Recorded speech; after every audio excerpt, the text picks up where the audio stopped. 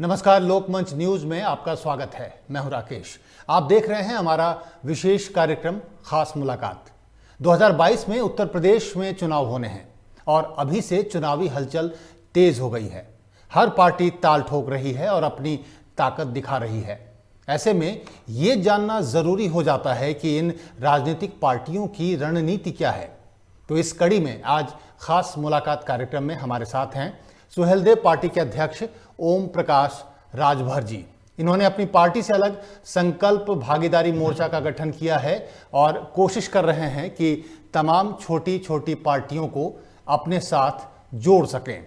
2022 के चुनाव के लिए क्या है इनकी तैयारी, इस पर हम बात करते हैं ओम प्रकाश राजभर जी से। ओम प्रकाश जी, आपका स्वागत है लोकमंच न्यूज में।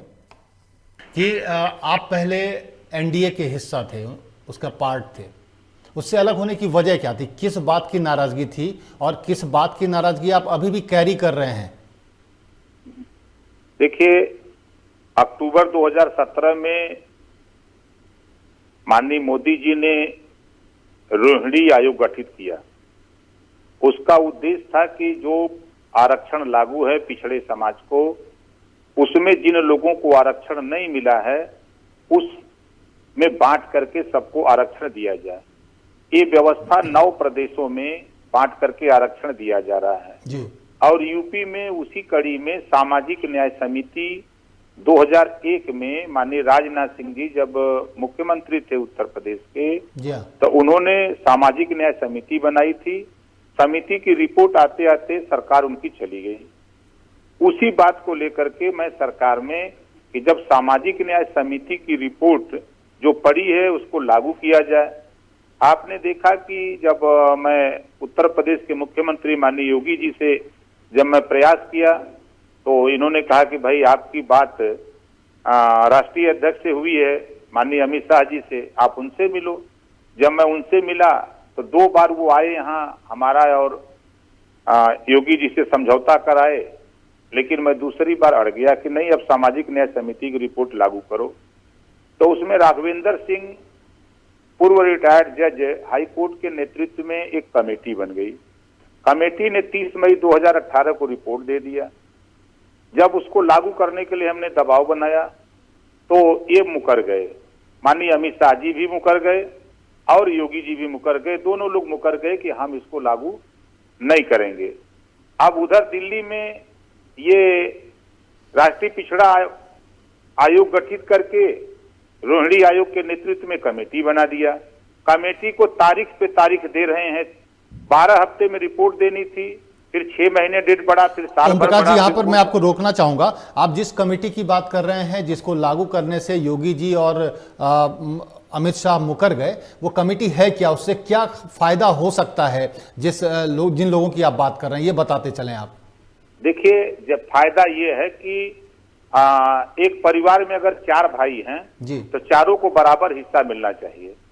अब पिछड़ी जाति में 2633 जातियां हैं। अपने उत्तर प्रदेश में हाई कोर्ट का आदेश है कि जो 27% रिजर्वेशन है उसका लाभ नाई को, गोंड को, पाल को, प्रजापति को, राजभर को, बिंद को, केवट को, मल्लाह को, कश्यप को, चौहान को, नाई को, ये सैनी को, कुशवाहा को, ये नहीं मिल पा रहा है। जो मजबूत लोग हैं वो आरक्षण का लाभ उठा ले रहे हैं। तो इसको बांट करके सबको बराबर, जैसे सामाजिक न्याय समिति की रिपोर्ट तो यही आई कि 7% पिछड़ा को दे दिया जाए, जो मजबूत लोग हैं, जो उनका हिस्सा बनता है।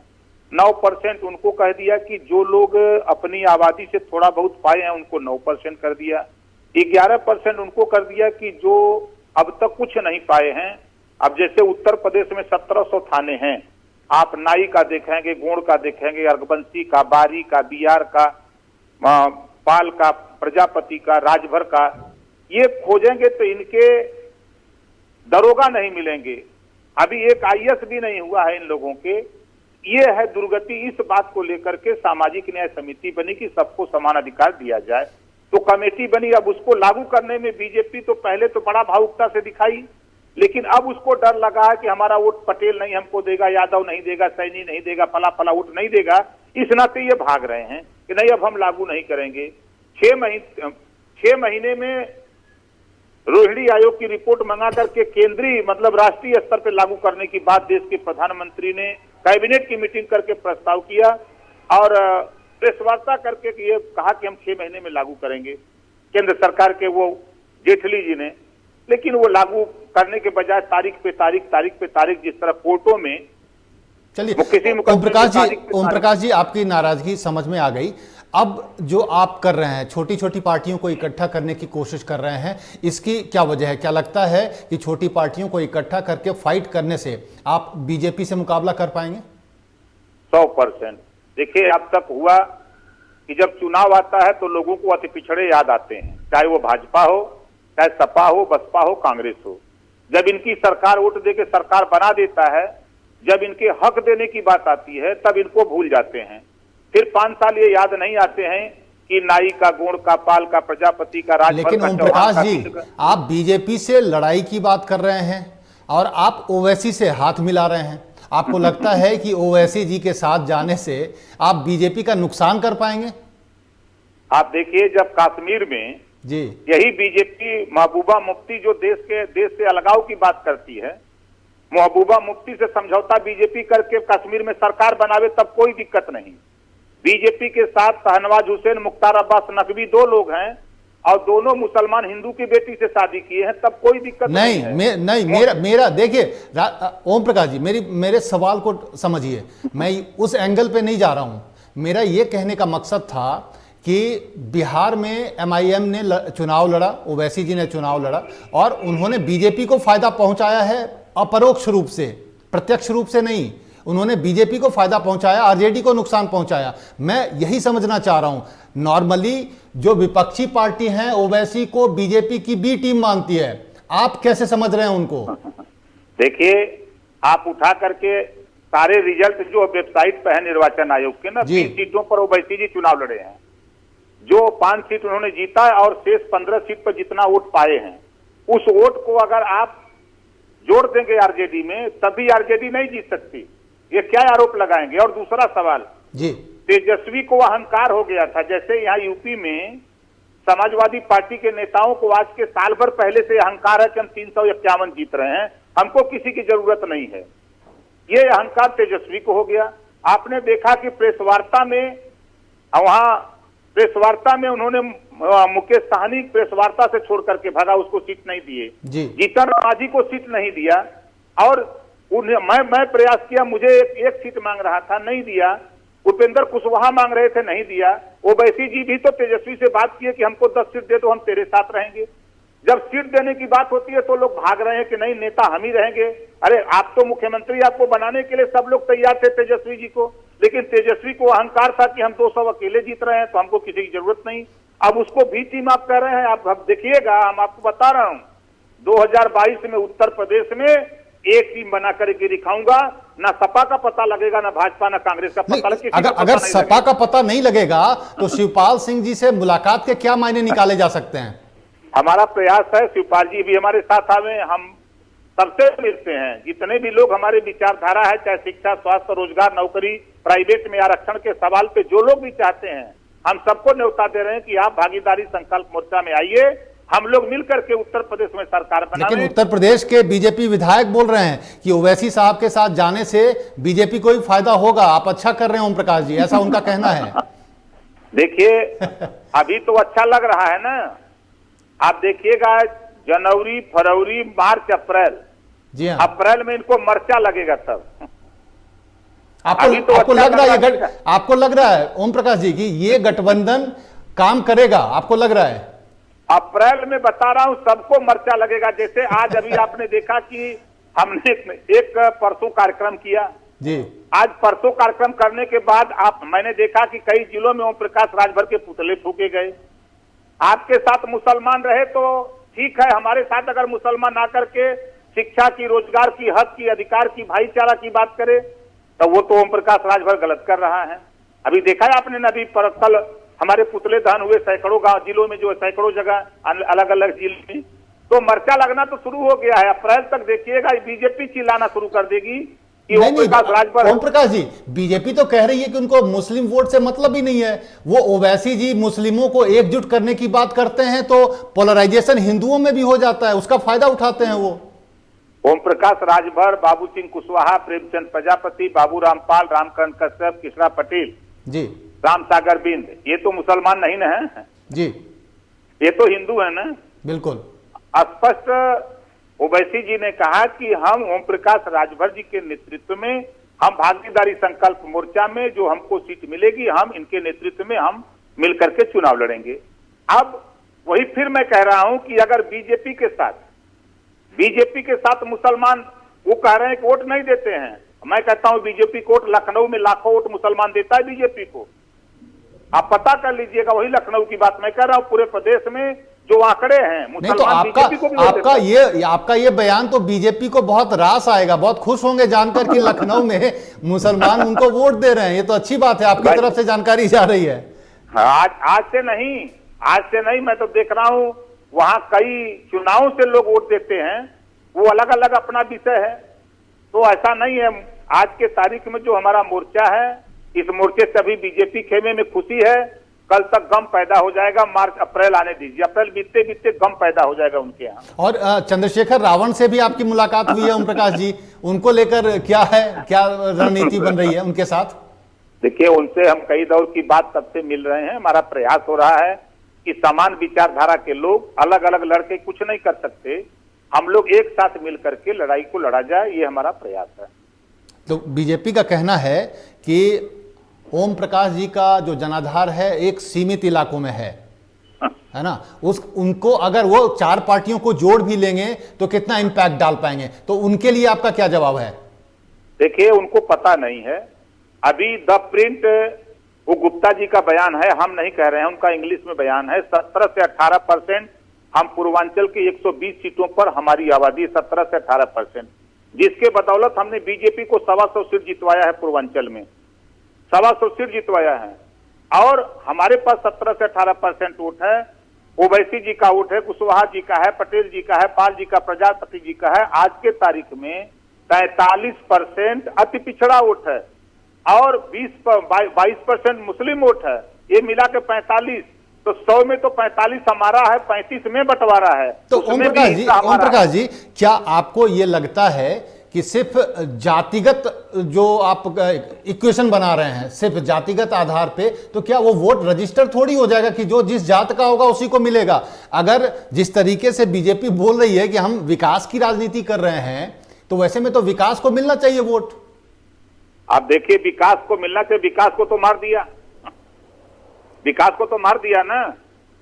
ये जाति के नाम पर, केशव मौर्य के नाम पर, मुख्यमंत्री बनाने के नाम पर वोट मांगा था बीजेपी ने, मैं खुद गवाह हूं। अच्छा। पिछड़ों के नाम पर वोट मांगा था, मुख्यमंत्री बनाने के लिए नहीं बनाया, धोखा दिया कुशवाहा को, ताकि सैनी माली को, पिछड़ों को धोखा दिया। ये जाति के नाम पर ओम प्रकाश को लेकर के, ये पटेल को लेके, पाल को लेके, प्रजापति को, लोग को, यादव को लगा दिया कि चलो भाई लोडर लोग अपने अपने जाति का वोट ले आओ, और तुम्हारा जब वोट मिल जाएगा तब तुमको सीएम नहीं बनाएंगे, तब तुमको चपरासी बना के, लोडर बना के रखेंगे।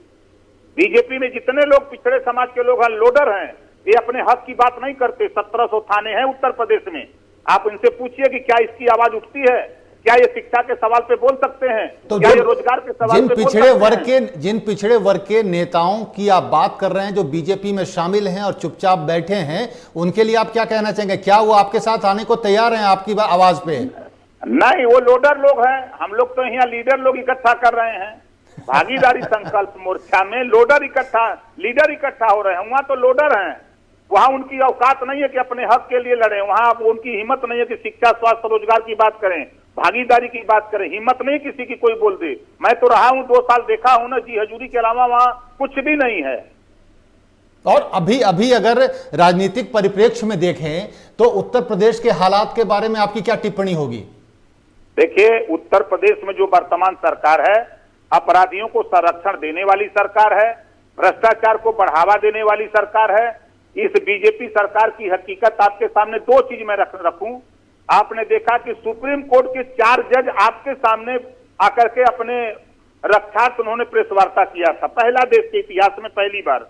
दूसरा, बीजेपी सरकार कहती है, ये भारतीय झूठ पार्टी के लोग कहते हैं हम भ्रष्टाचार खत्म करेंगे, पहली बार गांवों से लोग लाश लेकर के मणिकर्णिका पे जाते हैं, श्मशान घाट पे जाते हैं। इस सरकार में पहली बार श्मशान से लाश उठ करके गांव में आई है, पहली बार हुआ है इतिहास में। इतना बड़ा खुलेआम ठेकेदार का राज। लेकिन ओम प्रकाश जी, कानून व्यवस्था की जो स्थिति है, योगी जी का दावा है कि प्रदेश में बदमाश और गुंडे और जो आप कह सकते हो बाहुबली नहीं रहेंगे। आप देख रहे हैं कि कार्रवाई हो रही है, मकान गिराए जा रहे हैं, संपत्तियां सीज हो रही हैं, इसको क्या कहेंगे आप? इसको किसके गिराए जा रहे हैं? हिंदू मुसलमान करने के नाम पर खाली पिछड़े दलित अल्पसंख्यक के गिराए जा रहे हैं, जिसके ऊपर 100 मुकदमे, 90 मुकदमे, 80 मुकदमे, 50 मुकदमे, उस पर कार्रवाई नहीं।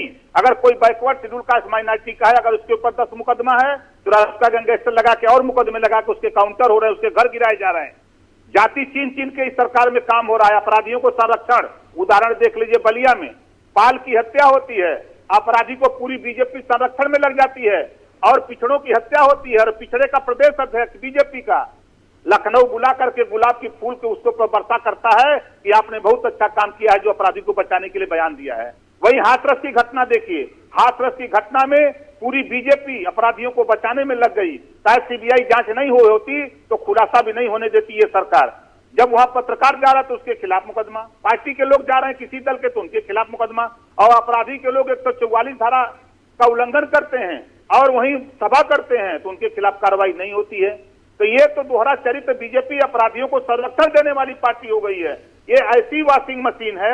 आपने देखा बंगाल में एक राय साहब से चिट फंड एंड कंपनी, बड़ा हल्ला किया था बीजेपी ने, और वो बेचारे भाजपा के वॉशिंग मशीन में हिले और उधर निकल गए थे, एकदम क्लीन चिट हो गए। मतलब इसी तरह जो भी बीजेपी में हिलता है अपराधी, वो एकदम क्लीन चिट हो जाता है।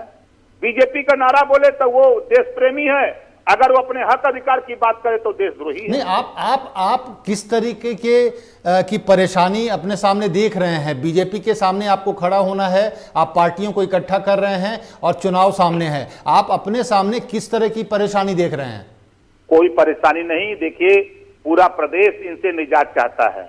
आज देखिए, दिल्ली में किसान अपने हक के लिए लड़ रहा है, जबरी कर रहे हैं, किसान का धन दुगुना करेंगे। हमारे तो समझ में नहीं आता कि ये क्या बोलते हैं बीजेपी के लोग। ये किसानों का धन दुगुना करने की बात करते हैं। 14 के पहले यूरिया 200 रुपया में 50 किलो मिलती थी बोरी, और ये दुगुना ऐसा किया कि 5 किलो कम कर दिए, 100 रुपया बढ़ा दिए, 300 रुपया। अब किसानों का धन दुगुना हो रहा है कि उद्योगपतियों को धन दुगुना। ओम प्रकाश जी, मतलब मुझे ऐसा लगता है कि जो बीजेपी के लोग कह रहे हैं, जो विपक्षी पार्टी जो स्ट्रांगेस्ट है बीजेपी आपसे जो कह रही है कि हो सकता है कि ओवैसी जी के साथ मिलकर आप उनको ही मदद पहुंचा दें, तो इस चीज को काउंटर कैसे करेंगे? इन बयान को और इस जो भ्रम, आप अगर कह सकते हैं कि भ्रम फैलाया जा रहा है, इसको कैसे काउंटर करेंगे?